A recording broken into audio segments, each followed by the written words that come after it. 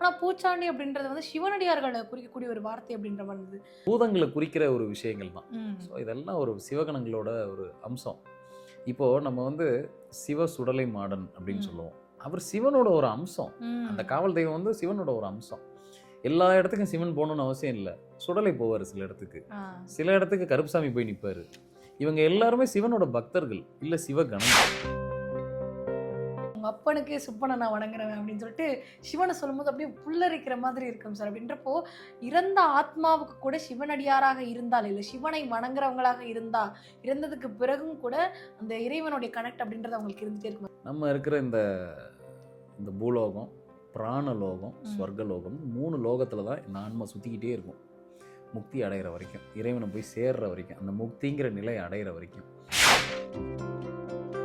அவரை உடனே நீங்க வெஜிடேரியனா மாறிட்டீங்கன்றங்க, அவரை வெஜிடேரியனா வாழ்ந்துக்குங்கன்னு நம்ம அட்வைஸ் பண்ணக்கூடாது. ஸோ அது முதல்ல தவறு. அப்படி நீங்க உங்களுக்கு அதில் உடன்பாடு இல்லை, இல்லை நான் வந்து வெஜிடேரியனா மாறிட்டேன் அப்படின்னா அது உங்களோட சாய்ஸ். அதுக்காக ம். தெய்வத்துக்கு கொடுத்துட்டு வந்த படையில நிப்பாட்டக்கூடாது. ம். இதெல்லாம் எப்படின்னா பிரசன்னத்தில் அழகாக சுட்டி காட்டும். இவங்களுக்கு வந்து தெய்வத்தில் கொடுத்த படையல் வந்து சரியா இல்லை அப்படிங்கிறத பிரசன்னத்தில் அற்புதமாக சுட்டி காட்டும். இப்போ நம்ம கொடுத்துட்டு இருக்கிற படையில ஸ்டாப் பண்ணிட்டோம்னா என்ன மாதிரியான பிரச்சனைகளை நம்ம வீட்டுக்கு கொண்டு வந்து கொடுக்கணும்? இப்போ ஒரு எலுமிச்சம்பழம் வந்து ஒரு சூளத்தில் குத்தி வைக்கிறதும் ம். அதெல்லாம் தாந்திரிக முறை. நான் ம். வந்து ஆடுக்கு பதிலாக நான் எலுமிச்சம்பழம் பண்ணுறேன், சில ம். பேர் அதுக்கு பதிலாக பூசணிக்காய் உடைக்கிறேன். இதெல்லாம் தாந்திரிகம் மாந்திரிகத்தில் வரக்கூடிய ஒரு முறை தான்.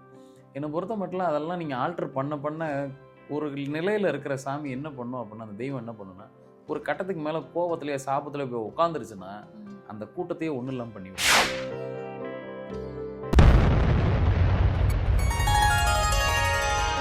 ஸ்ரீ மகாஸ் இன்ஃபினிட்டி நேயர்களுக்கு நர்மதாவின் அன்பான வணக்கம். நம்மளுடைய சேனல்ல தொடர்ந்து பல்வேறு விதமான ஆன்மீக தகவல்கள் பார்த்துட்டு இருக்கோம். அந்த வகையில இன்னைக்கு நம்ம பார்க்க போற இந்த ஒரு பதிவுல நேயர்கள் கேட்டிருக்கக்கூடிய பல்வேறு விதமான கேள்விகளுக்கு தெளிவான பதில் கொடுக்கறதுக்காக நம்ம கூட இன்னைக்கு பிரசன்ன ஜோதிடர், அஸ்ட்ரோ நியூமராலஜிஸ்ட் டாக்டர் மகாஸ் ராஜா சார் அவர்கள் இணைஞ்சிருக்கிறாங்க. வணக்கம் சார். வணக்கம்மா.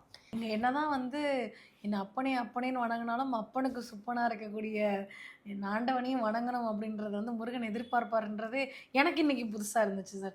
ஈஸ்வரனோட படம் அது வந்து பூச்சாண்டின்னு சொல்லிட்டு நம்ம பூச்சாண்டின்றதை வந்து என்னென்னமோ நினச்சிட்டு இருப்போம். ஆனால் பூச்சாண்டி அப்படின்றது வந்து சிவனடியார்களை குறிக்கக்கூடிய ஒரு வார்த்தை அப்படின்ற மாதிரி இருந்தது. அது ஏன் சார் அப்படி ஒரு வார்த்தை வந்துச்சு? அதுக்கு பின்னாடி ஏதாவது காரணங்கள் இருந்தால் அதை பற்றி ஏதாவது உங்களுக்கு தெரியுமா? என் கூட கொஞ்சம் ஷேர் பண்ணிக்கோங்க சார். பேர்லேயே இருக்குது. நம்ம பூதகணங்கள்லாம் எப்படி இருக்கும்? ஆ. இப்போ நம்ம கூட இப்போ சிவகணங்கள்னு சொல்கிறோம். ஆமா. ம். அந்த சிவகணங்கள் எதுக்குன்னா, அவரால் எல்லா இடத்துக்கும் போக முடியாது. அவர் சிவகணங்களை தான் அனுப்புவார். ம். நிறைய இடங்க ஒரு காரியத்தை நகர்த்துறதுக்கு சிவகணங்களை தான் முதல்ல அனுப்புவார். ம். அதுக்கும் சரிப்பட்டு வரலன்னா தான் சிவபெருமான் சாட்சாத் நேரில் வருவார். அப்போது இந்த பூச்சாண்டிங்கிற வார்த்தை இதெல்லாம் என்ன அப்படின்னா, ஒரு ஒரு பூதங்களை குறிக்கிற ஒரு விஷயங்கள் தான். ம். ஸோ இதெல்லாம் ஒரு சிவகணங்களோட ஒரு அம்சம்.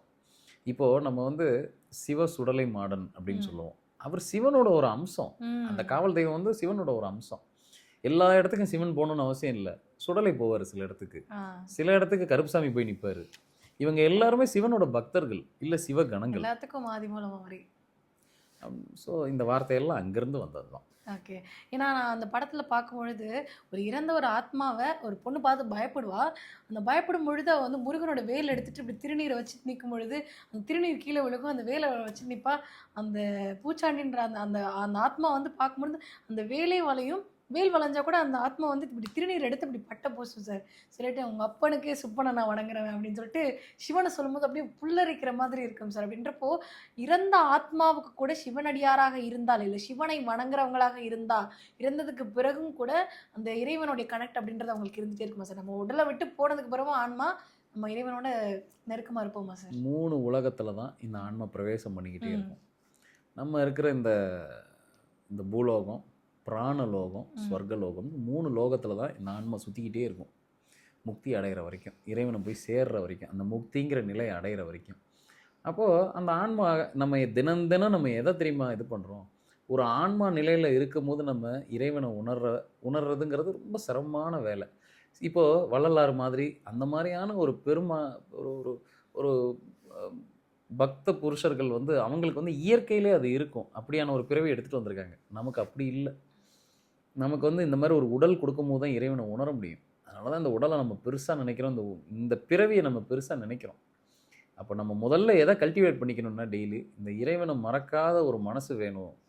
என்றென்றைக்கு நமக்கு வந்து மறவாத ஒரு நிலை வேணும் அப்படிங்கிறது தான் முதல்ல நம்ம பிரார்த்தனை பண்ணிக்கணும். கண்டிப்பா. அப்போ இறப்புக்கு பின்னாடி ஒரு உலகம் இருக்குது. அந்த இறப்புக்கு பின்னாடி இருக்கிற உலகத்தில் இந்த இறைவன் நம்ம அந்த அந்த நினைவோடு நம்ம கூட்டிகிட்டு போகணும். மேக்ஸிமம் நமக்கு அந்த மாதிரி நினைவு இருக்காது அந்த உலகத்தில்.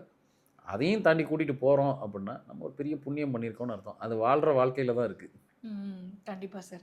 ஏன்னா இறைவனுடைய அருள் கிடைச்சிருச்சு அப்படின்னா வந்து நமக்கு உடல் விட்டு ஆன்மா போனா கூட இறைவனுடைய அருள் கிடைக்குன்றது ரொம்ப பெரிய விஷயம் சார். சார் அதே மாதிரி வழி வழியா நம்ம குடும்பங்கள்ல வந்து ஒரு விஷயத்த ஃபாலோ பண்ணிட்டே இருந்திருப்பாங்க சார். இப்போ ஒரு உதாரணத்துக்கு நாங்க வந்து பாண்டி முனீஸ்வரரை வந்து வணங்குறவங்களா இருக்கோம். நாங்க வந்து கெடா பலி கொடுக்குறது வந்து வழக்கமா வச்சுட்டு இருக்கோம். பட் இப்போ ஒரு அப்பா தாத்தாலாம் கொடுத்துட்டு இருந்தாங்க. என் தலைமுறையில வந்து நான் வந்து அதை ஃபாலோ பண்றது இல்ல. நான் சைவத்துக்கு மாறிட்டேன். அப்படிங்கிறப்ப நான் அந்த படையல் கொடுக்கறதும் இந்த கெடா வெட்டுறதையும் நிறுத்தலாமா? நிறுத்தக்கூடாதா சார்? நிறுத்தக்கூடாது. ம். இப்போது என்னோட தகப்பனார் இல்லை அதுக்கு முன்னாடி வாழ்ந்த முன்னோர்கள் வந்து இப்போ நம்ம வீட்டு தெய்வத்துக்கு ஒரு கருப்புசாமியாக இருக்காங்க, அந்த மாதிரி இருக்காங்கன்னா அவங்களுக்கு வந்து ஒரு கிடா வெட்டு நடத்தி ம். பலி கொடுத்து தெய்வத்தை பிரார்த்தனை பண்ணிக்கிட்டே வர்றாங்கன்னா, இப்போ இவர் திடுதிப்புன்னு ஒரு ஞானோதயம் வந்து வெஜிடேரியனாக மாறிடுறாரு அப்படின்னா, கொடுத்துட்டு இருந்த பலியை நிப்பாட்டக்கூடாது. இல்லை நான் வெஜிடேரியனாக மாறிட்டேன், எனக்கு வந்து இதில் ஈடுபாடு இல்லை, நான் வந்து ஒரு ஆடை குத்துறதெல்லாம் நான் பார்க்க மாட்டேன் அப்படின்ட்டு உடனே நிறுத்திடக்கூடாது. ஆ.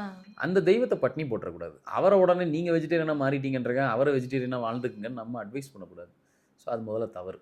அப்படி நீங்கள் உங்களுக்கு அதில் உடன்பாடு இல்லை, இல்லை நான் வந்து வெஜிடேரியனாக மாறிட்டேன் அப்படின்னா அது உங்களோட சாய்ஸ். அதுக்காக தெய்வத்துக்கு கொடுத்துட்டு வந்த படையில நிப்பாட்டக்கூடாது. ம். இதெல்லாம் இதெல்லாம் எப்படின்னா பிரசன்னத்தில் அழகாக சுட்டி காட்டும். இவங்களுக்கு வந்து தெய்வத்தில் கொடுத்த படையல் வந்து சரியாக இல்லை அப்படிங்கிறத பிரசன்னத்தில் அற்புதமாக சுட்டி காட்டும். இப்ப நம்ம குடுத்துட்டு இருக்கிற படையில ஸ்டாப் பண்ணிட்டோம்னா, என்ன மாதிரியான பிரச்சனைகள நம்ம வீட்டுக்கு கொண்டு வந்து குடுக்கும் சார்? என்ன நடக்கும்னா உங்களை பட்னியில் போட்டுரும். ம். என்ன மாதிரி பட்னின்னா அந்த அந்த அருளாசி கிடைக்கிற பட்னியில் தூக்கி போட்டுரும் உங்களை. ஸோ இதெல்லாம் எப்படின்னா பிரசனம் பார்க்கும்போது நல்ல வெட்ட வெளிச்சமாக இருக்கும். உங்கள் ம். தெய்வம் பட்னியில் உட்காந்துருக்கு, பசியில் உட்காந்துருக்கு, முதல்ல உங்கள் தெய்வத்தை போய் கவனிங்க. நம்ம என்ன நினச்சிட்டு இருக்காங்கன்னா நம்ம தான் தெய்வத்துக்கு கிடா வெட்டுக்கு பதிலாக சக்கரை பொங்கல் கொடுத்துட்டோமேன்னு நினைக்கிறாங்க. நீங்கள் எப்படி பழக்கினீங்களோ, உங்கள் முன்னோர்கள் எப்படி அந்த தெய்வத்தை வணங்குனாங்களோ அதே மாதிரி தான் நீங்களும் பண்ணணுமே தவிர அதை மாற்றி பண்ணுறது சரி கிடையாது. ம். அப்படி சில குடும்பங்கள்ல அந்த மாதிரி மாற்றி பண்ணுறாங்க. இல்லை சில சமூகங்களில் இப்போ மாடர்னைஸ் ஆகிறதுனால நாங்கள் கடாலாம் வெட்ட மாட்டோம், நாங்கள் அப்படி ஆக்கும் இப்படி ஆக்குன்னு மாற்றுறாங்க. அது முழுக்க முழுக்க தவறு. ஓகே. இப்ப வந்து இந்த விஷயங்கள மாத்திக்க கூடாதுன்னு சொல்லிட்டீங்க சார். இப்ப வந்து எங்க தலைமுறையில குடுத்தாங்களா, குடுக்கலையான்றது கூட எங்களுக்கு தெரியல. குலதெய்வ வழிபாடு, தெய்வ வழிபாடுகளை விட்டு விலகி இருக்கிறோம். ஒரு வேளை எங்களுக்கு பலி குடுத்துருக்காங்கன்றத ஒரு சொப்பனத்திலயோ, இதுலயோ வந்து காட்டிருச்சு அப்படின்னா, நாங்க வந்து இந்த மாதிரி விலங்குகள பலி குடுக்கறதுக்கு பதிலா சைவ பலி குடுக்கலாமா? அப்படின்னு ஒரு கேள்வி வரும் சார். சைவ பலி அப்படின்றத குடுக்கலாமா? இது எல்லாமே ஒரு ஆல்டர்னேட் தான். ம். இப்போ ஒரு எலுமிச்சம்பழம் வந்து ஒரு சூளத்தில் குத்தி வைக்கிறதும் ம். அதெல்லாம் தாந்திரிக முறை. நான் ம். வந்து ஆடுக்கு பதிலாக நான் எலுமிச்சம்பழம் பண்ணுறேன், சில ம். பேர் அதுக்கு பதிலாக பூசணிக்காய் உடைக்கிறேன். இதெல்லாம் தாந்திரிகம் மாந்திரிகத்தில் வரக்கூடிய ஒரு முறை தான். என்னை பொறுத்த மட்டும் அதெல்லாம் நீங்கள் ஆல்டர் பண்ண பண்ண ஒரு நிலையில் இருக்கிற சாமி என்ன பண்ணும் அப்படின்னா, அந்த தெய்வம் என்ன பண்ணுன்னா, ஒரு கட்டத்துக்கு மேலே கோபத்திலேயே சாபத்திலே போய் உட்காந்துருச்சுன்னா ம். அந்த கூட்டத்தையே ஒன்றும் இல்லாமல் பண்ணி விட்டுரும். ஸோ அதை விட என்ன கேட்டால் எதையுமே பண்ணிக்கிட்டு இருக்க நடைமுறையை முதல்ல நிறுத்தாதீங்க. ம். உங்களுக்கு அதில் விருப்பம் இல்லையா, நீங்கள் அதில் வேற யாருக்கு மூலமாவது அந்த காசை கொடுத்து பண்ண சொல்லுங்க. அந்த பலி கொடுக்கறது, அந்த ம். என்ன அந்த நீங்க தலைமை நடைமுறை இருக்கும். தாங்காம வேற யாரையாவது வச்சு. நீங்கள் அதை நின்று பார்க்குறக்கு உங்களுக்கு விருப்பம் இல்லைன்னா நீங்கள் வேற யார்ட்டையாவது அந்த விஷயத்தை டெப்யூட் பண்ணி நீங்கள் பண்ண சொல்லலாம். ம். அதுக்காக சாமியை பட்னி போடுறதோ இல்லை அவங்களுக்கு பண்ணிட்டு வந்த அந்த நடைமுறையை மாற்றுறதோ நிச்சயமாக அது வந்து அட்வைசபிள் கிடையாது. Okay sir. சார் அதே மாதிரி நெறைய பேர் இந்த ஒரு விஷயத்த கேட்டிருக்காங்க சார். ஒரு மனுஷன் வாழ்றது அப்படின்றது ஒண்ணு. ஆனா நல்லா வாழ்றது அப்படின்றது வேற. வாழ்றதுக்கும், நல்லா வாழ்றதுக்கும் நெறைய வித்தியாசம் இருக்குல்ல சார்? அதுல வந்து ஒரு மனுஷன் நல்லா வாழணும் அப்படின்னா, அதுக்கு ஆன்மீகம் அப்படின்றது எந்த அளவுக்கு ஒரு ஊன்றுகோலா இருக்குது சார்?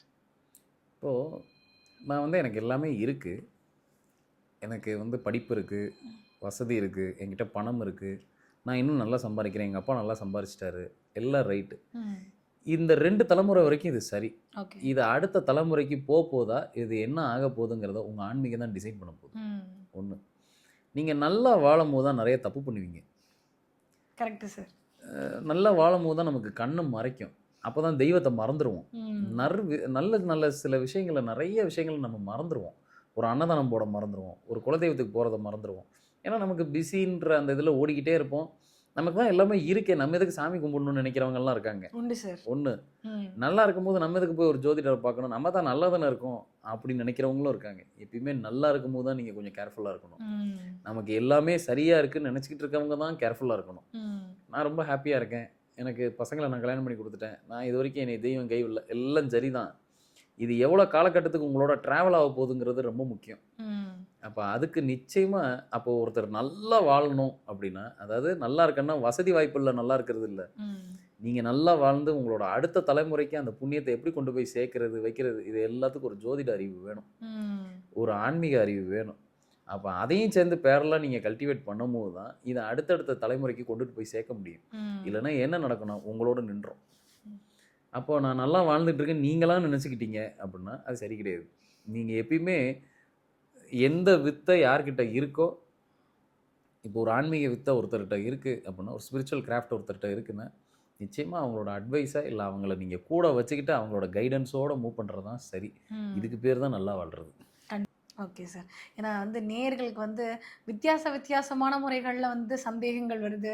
ஆனால் அந்த சந்தேகமுமே நியாயமானது சார். ஒரு வீட்டில் உட்காந்துருக்குறாங்க அப்படின்னா, இந்த மாதிரி டவுட் இருக்கே, இது போய் நம்ம வந்து டைரெக்டாக ஒரு ஜோதிடரை அணுகிறத விட இந்த மாதிரியான ஒரு விஷயங்களுக்கு பதில் கிடைச்சா நல்லா இருக்குன்றப்போ, அதை ஒரு பதிவாக நம்ம கொடுக்குறது வந்து நிறைய பேருக்கு கண்டிப்பாக யூஸ்ஃபுல்லாக இருந்துகிட்ருக்கு அப்படின்றத தொடர்ந்து சொல்லிகிட்டே இருக்காங்க. இன்னும் நேயர்கள் கேட்கக்கூடிய பல்வேறு விதமான கேள்விகளுக்கு அடுத்தடுத்த பதிவுகளில் நம்ம வந்து பதில்கள் பார்க்கலாம் சார். ரொம்ப நன்றி சார். நன்றி.